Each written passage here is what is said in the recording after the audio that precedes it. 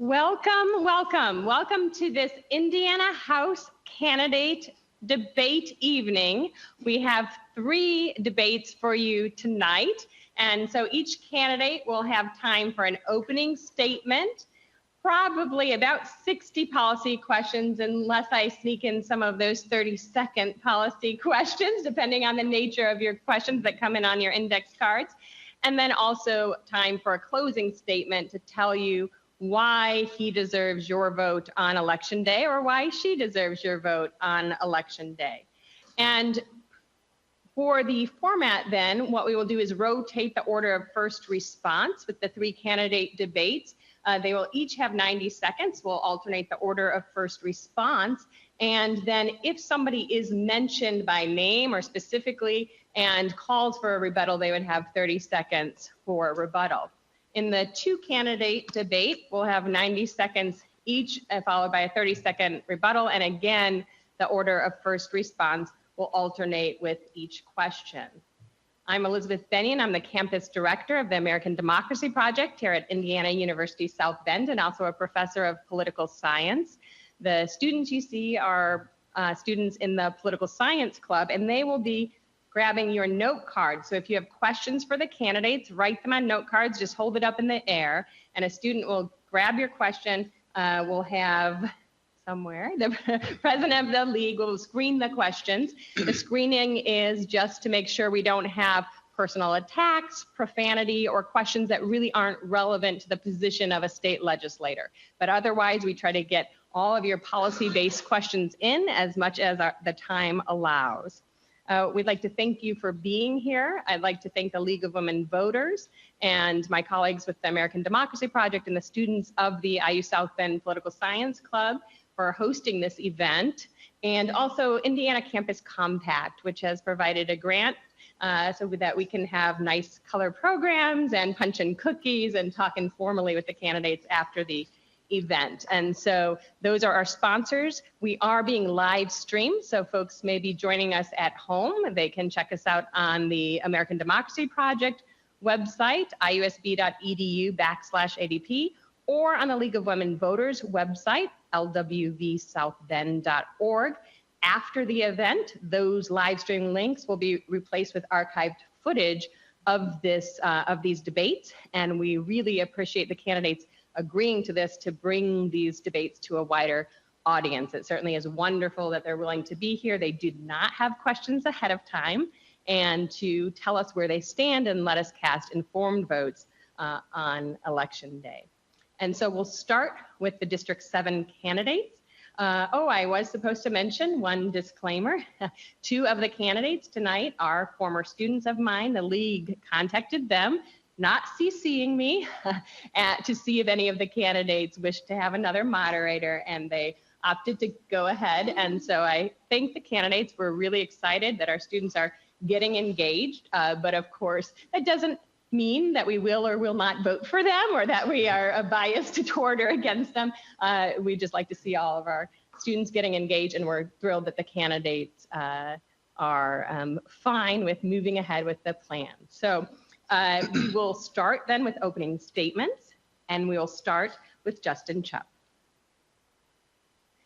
We the people of the United States of America, my fellow citizens, my fellow Hoosiers. I want to thank you for attending here today in person and as well as online. I also want to thank the sponsors for all that they do putting this together. It's not always just a simple overnight ordeal, and I want to thank you all for doing that. This year is something very special to me as a born and raised Hoosier. 2016, the bicentennial year, as we celebrate Indiana. Not only that, but 100 years of Indiana State Parks. And I say that with the enjoyment of Potato Creek Park indefinitely.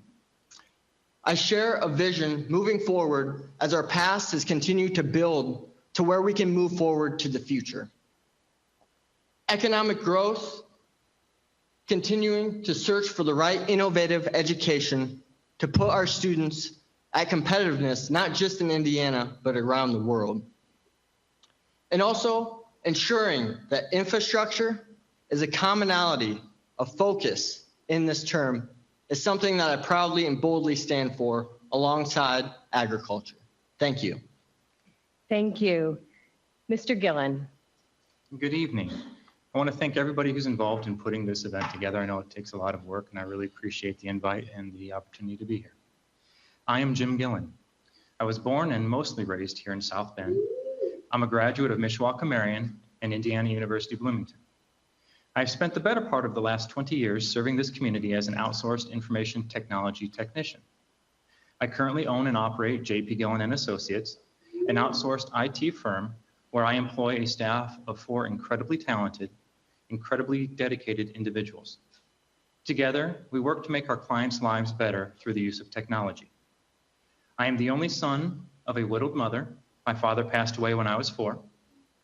I grew up in the 80s when the single parent thing was still quite taboo, but my, how things have changed. My mother put a roof over our head and food on our table at night by passionately educating the youth of South Bend during the day. No surprise, in my adulthood, I married a career educator, my beautiful, talented, and faithful wife, Kathy, who you see here in the front row, along with our 2 equally beautiful and talented children, Alex, my daughter, 8, and James, our son, 4. Though not perfect, I am but a man, I do aspire to live my life guided by 2 simple principles that are, do what is right because it is right, and be the change you want to see in the world. And it is these 2 principles that have me standing here before you this evening. For I am tired of feeling unrepresented by my elected representatives. I feel completely taxed to death, and I don't see either of these 2 things changing unless someone like me does something about it. To quote the good Dr. Seuss, unless someone like you cares a whole awful lot, nothing's going to get better. It's not. Thank you. Mr. Taylor. All right. Thank you. Thank you all for coming tonight. I'd like to thank Elizabeth Binion, the League of Women Voters, and the Democracy Project for having me. Again, my name is Joe Taylor III. I'm a husband to my wife, Galinda. We have 6 beautiful children, 2 boys and 4 girls. I'm a graduate of Riley High School, class of 1995, and I've taken several classes here in labor studies at IUSB. On August 28, 1995, I was hired at AM General, where me and my wife work. I have 21 years, she has 14. I'm a proud 3rd generation UAW member, which stands for United Auto, Aerospace, Agricultural Implement Workers of America. We represent members in those sectors and many others. I've held many elected positions within my union, from shop steward to bargaining committee, and I'm currently in my 2nd 3-year term as the president. I'm running for this office because as a working class Hoosier, I've always supported those who supported us, and I believe I have what it takes to fill the void left by Dave Niskoski. It was time for me to get off the sideline as a supporter and get in the game. My top priorities are jobs, raising minimum wage and economic development, education, giving our children the best opportunity to be successful in the classrooms by supporting public education, less testing, and investing in technology so that our students are prepared for the jobs of the future, rebuilding and sustaining infrastructures. I've knocked on hundreds of doors and made thousands of calls to people who still believe in the American dream. They just want a fair shot to succeed, and they want a representative to do right by them. I've experienced the highs and lows of our global economy, lost thousands in my 401k during the recession, and know firsthand about staying above water and trying to make ends meet. I am not running to become a polished politician, but continue to be a servant now in the public sector.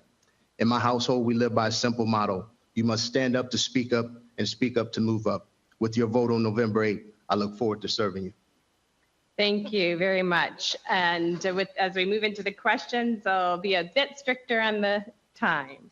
All right, so the first question asks, why did you decide to run under the party label you did, and what makes your party different from the other parties?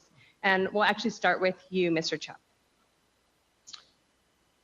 Why is the question.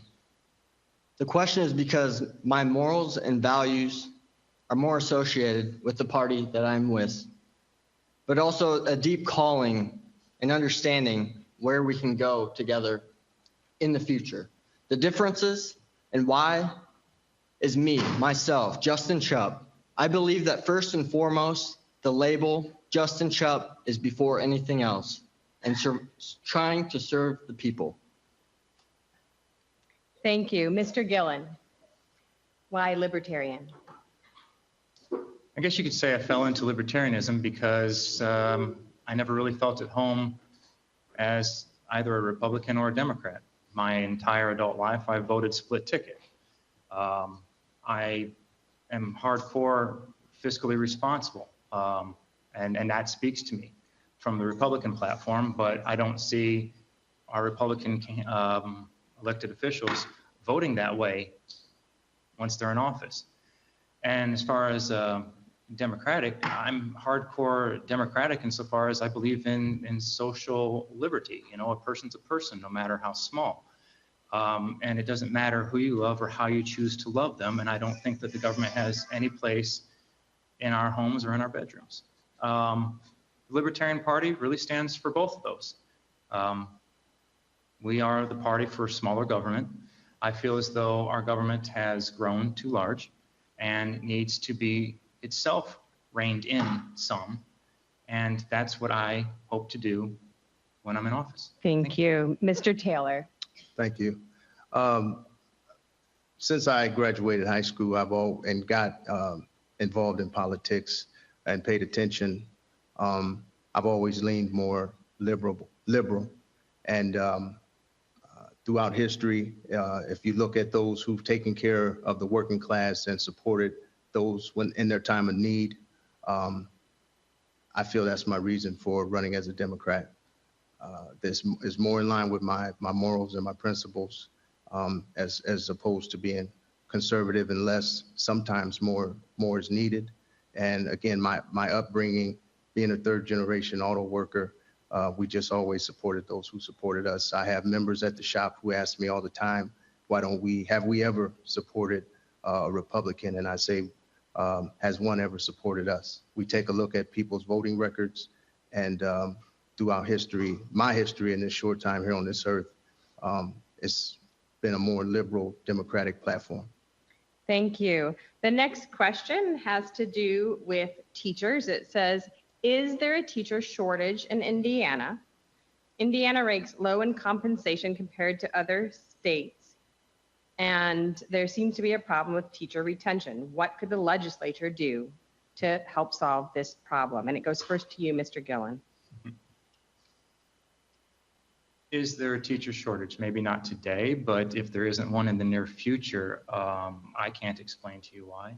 You'd have to be absolutely insane to want to be a teacher in this state, in this day and age, with the amount of regulation that is constantly being jammed down your throat and that you have to follow, as well as the lack of support from your administrators who will just as easily throw you under the bus as look at you. All a child has to do is claim any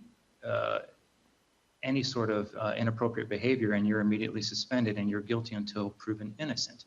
That doesn't make for a very pleasant work environment. On top of that, you are terribly underappreciated by your elected officials who are constantly telling you that you're doing a bad job and they want to rate you.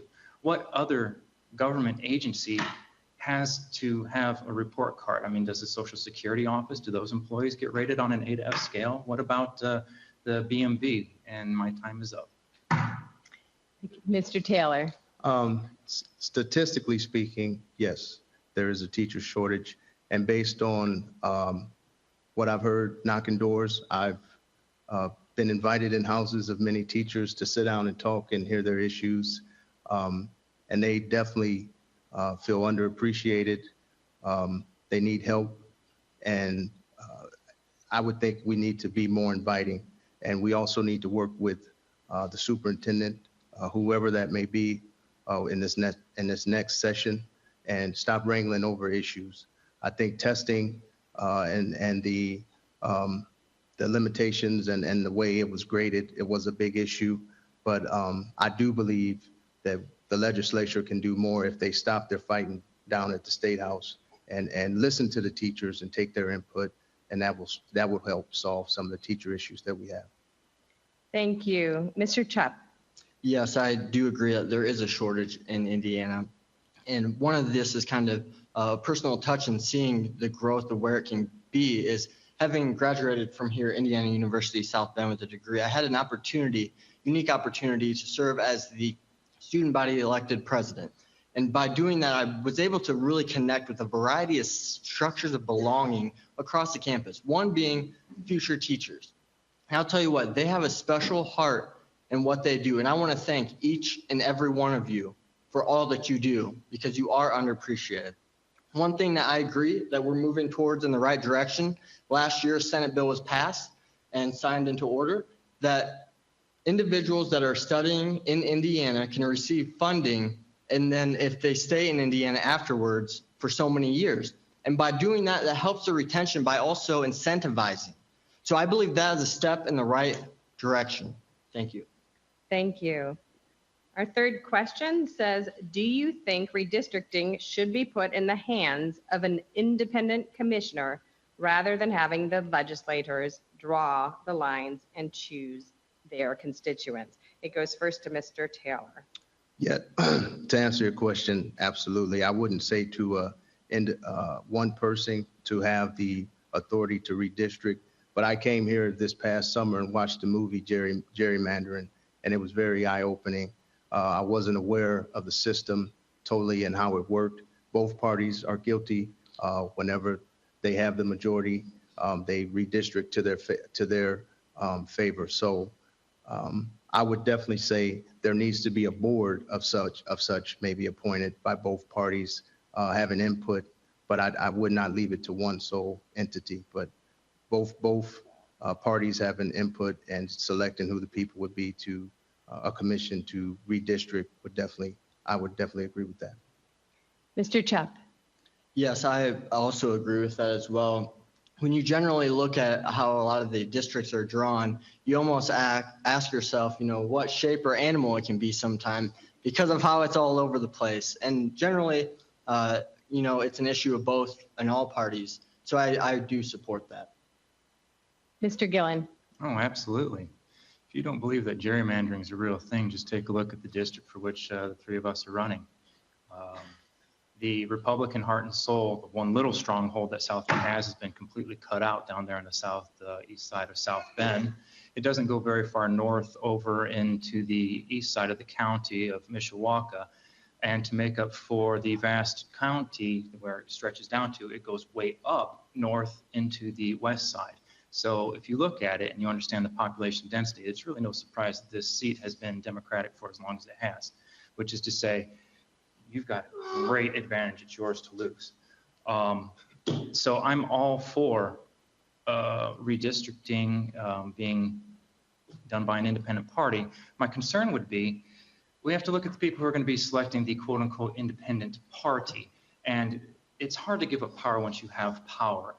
And who are they going to select? We need to make sure and put in some means to make sure that it's not a friend of theirs that's going to draw the lines the way they want them drawn. Thank you. Thank you. The next question will go first to Mr. Chupp. It says, do you support an increase in the state minimum wage? Should cities and counties be able to mandate a higher minimum wage than the state? I believe that the minimum wage should not be raised above the federal level. And I believe that because it decreases the opportunities available in the community. Answering the second part of that question, local governments should not be able to set higher wages for the private sector because this in due harm can create this patchwork labor types of law, which is very unnecessary problems that can come with it. Thank you. Mr. Gillen. To make sure I answer the question properly, will you please restate it exactly?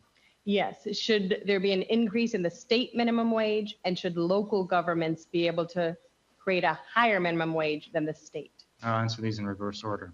The state should be, and local municipalities should be able to create a higher minimum wage than the state if they want to. And the state should be able to create a higher minimum wage than the federal government if they want to, as per the 10th Amendment of the Constitution. Now, as for minimum wage as a whole, it's a very, very bad thing. And if you don't understand that, I'm sorry, you probably don't understand economic theory very well. Employees are the #1 expense for all employers. To raise their wages doesn't just raise one little portion of the cost to produce goods. It it exponentially raises it. And then all the people that feed into them, their suppliers that feed in, they have higher costs. So yes, an individual gets more money, but now say the individual's wage doubles. That's because we're talking about a doubling right now, 7 to 15. But the cost of goods is going to at least quadruple. And so we're actually hurting the people we're trying to help. It's not that our hearts are in the wrong place. It's just we don't understand economic theory. Thank you. Mr. Taylor. As I said in my opening statement, one of my priorities would be raising the minimum wage here in the state.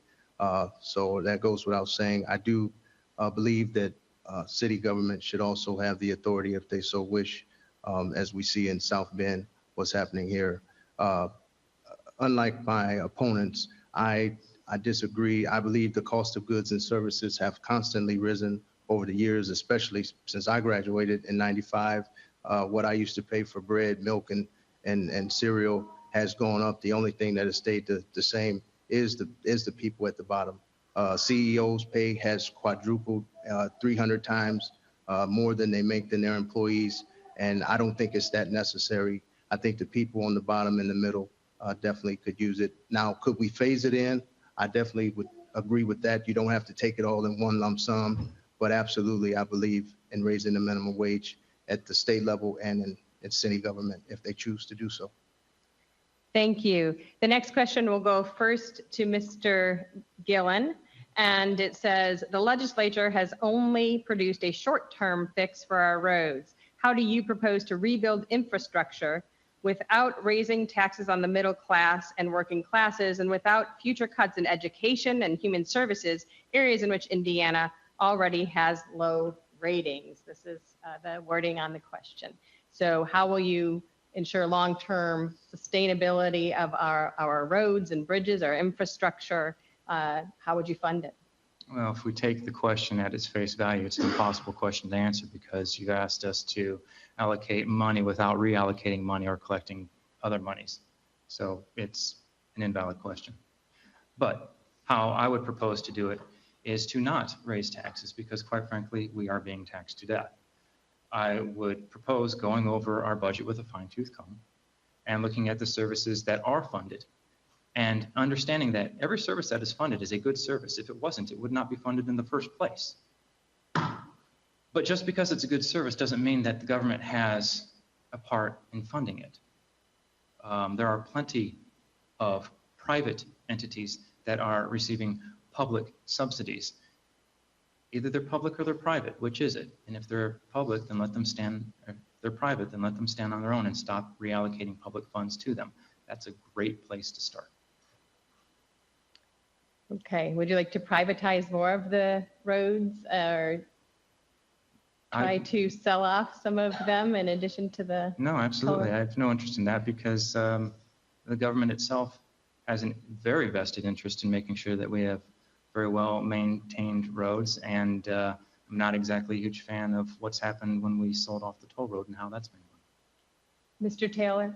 I too, with Mr. Gillen, believe it's a difficult question without knowing the inner workings of how the whole internal state government works. I would do the least as possible as far as taxation to the people in this district and other state. But I think you, like he stated, you have to go over the budget with a fine-tooth comb. In my private dealings as the president of our union, we have two bodies. We have a joint council and an executive board. Every year we sit down and go over our budget and look at what's important, what we can live with, what we can't live with. So again, I would take those skills and those abilities to go down to the State House. I know there are committees that handle these things down at the state. So I think it's a tough question for me to answer up here saying what I would do personally without getting with others down at the State House and getting their input from those who've been there for a while. So a fuel tax or tapping into the reserve, you just want to study that more before you make a decision? I would definitely look into doing some research and before I would make any decision on that. Make an informed decision, yes. Mr. Chubb.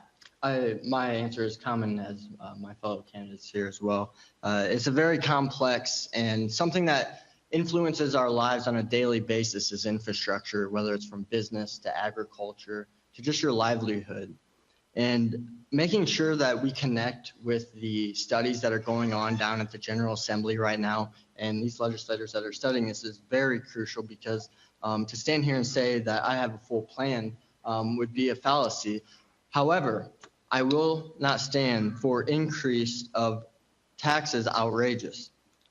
So we continue to look through different options, including if tolls would be the right option or not. However, that is something that I'd like to have more discussions for, and believe that I have the skills to continue to engage in discussions and understanding where we can go when it comes to infrastructure.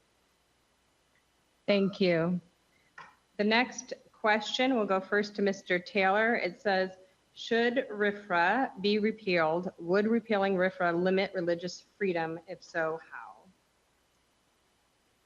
Well, if we can't repeal it, we at least need to add to it and include the gay and lesbian and transgender community. As I said in my answer to the League of Women Voters when they sent out the survey, I support fixing it. And if we as leaders down at the State House can't come to some common ground, then yes, we need to repeal it. What was the second part of the question? Would repeal limit religious freedom? If so, how? I don't believe so. Mr. Chup. I believe in equality for all. However, in relation to the question here, I will say that I believe paired with the Indiana Constitution that RFRA currently protects the amount of religious freedoms that need to be taken care of for fellow citizens. Okay. Mr. Gillen? This issue, as well as the related issues that feed into it, are really best dealt with at the federal level, mainly because it all stems from a fundamental flaw dating back to Article 1, Section 2 of the Constitution, in which we had a 3/5 compromise in order to get the thing passed. And we said that a certain subclass of humanity was only worth 3/5 of a person.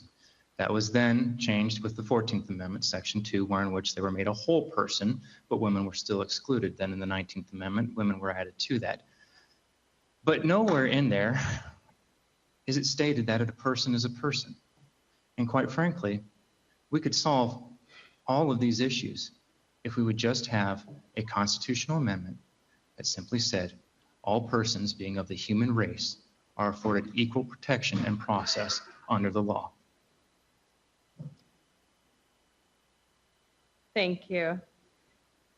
Let me follow up then, because I'm not clear. As I understand it, there was a fix where RFRA cannot be used, as it hasn't sort of historically been used, but to make that really clear that it cannot be used specifically to discriminate. Would you each support adding that anti-discrimination ordinance to the state law? I wasn't sure what your response meant on that. Yes, I would. Mr. Taylor. Yeah, I would support that. Mr. Chup. Could you rephrase really? Should sexual orientation and gender identity be added to the state civil rights law? I believe that currently the equality of all is important in how it stands. Mr. Gillen. Until we can get a national consensus amongst all 50 states in the union, I say for a change, why don't we lead the union and show them how it's done?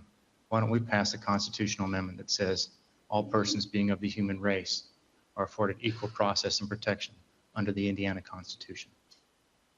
Well, there are so many more policies that I'm sure you'd like to hear about. You can go to vote411.org and look at the candidates' written statements on those policies. And folks who are joining this live stream can also go ahead and share with their friends what the candidates said on these particular issues, and check out their campaign websites for more about them before you cast your votes. We now come to time for closing statements for the District 7 debate. And we will start with you, Mr. Chup. We have choices, and the choices rely with the citizens. November 8th, absentee voting has already begun. You have a choice. You have the freedom of conscience and choice. And I want you to know that I stand by the freedom of conscience. And I want you to know that I stand with the future generation in a sense of how we can move forward with technology, economic growth, and especially with education reform. Why am I passionate about that? Sitting on multiple different councils, the Indiana Commission for Higher Education, the Indiana Student Completion Council. I served for 2 years, together with diverse minds, coming together for solutions that are common to move our states together. I will serve District 7 with my whole heart, and I challenge you to seek why you are voting for the individual you are.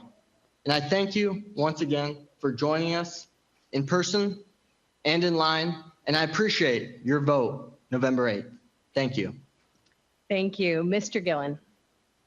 In the Declaration of Independence, Thomas Jefferson wrote, and he wasn't wrong, that all experience hath shown that mankind are more disposed to suffer while evils are sufferable than to right themselves by abolishing the forms to which they are accustomed. That being what it is, Albert Einstein, a pretty smart fellow in his own right, is attributed as pointing out that insanity is doing the same thing over and over again and expecting different results. If you like the options the traditional parties are offering you, if you are generally content with the direction this state and this nation are heading, then please, by all means, keep voting the way you have been because it's working for you.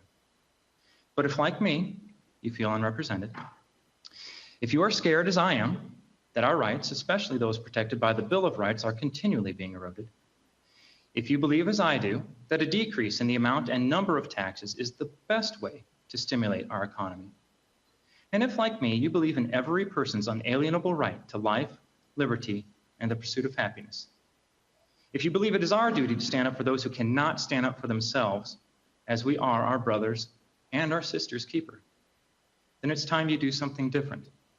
It's time you vote different. A vote for a libertarian candidate is not a wasted vote. If, like me, you want to affect real change, it may be the only vote that actually counts. At the end of the day, voting another dyed-in-the-wool party line Democrat or Republican into office is not going to change a thing. And thinking that it will is simply insanity. Thank you. Mr. Taylor. Thank you again. Lastly, I feel I am the best choice not only based on my experience in the private sector, but from what I've experienced in my personal life. Being the oldest of 4 children, having my father leave when I was 13, I became the man of the house. I watched my mother refuse to be on welfare, and she decided to work her way out of poverty. She is currently at St. Joseph Regional Hospital, where she has been for the last 28 years. She has put 3 kids through college, 2 through Purdue, 1 through Lincoln Trail Junior College, and 1 son standing here tonight with the opportunity to be a state rep. In my personal job experience, we deal with give and take every day in the bargaining. And I believe that's what's needed at the State House, a little give and take. We don't have to err on the side of big business, and we don't have to err on the side of the small guy saying they've given too much and all these social programs from what I hear from my coworkers. That's what I'm here to represent. And on November 8th, I look forward to serving you. Thank you very much. And that concludes our District 7 debate. So let's have a hand for all the candidates.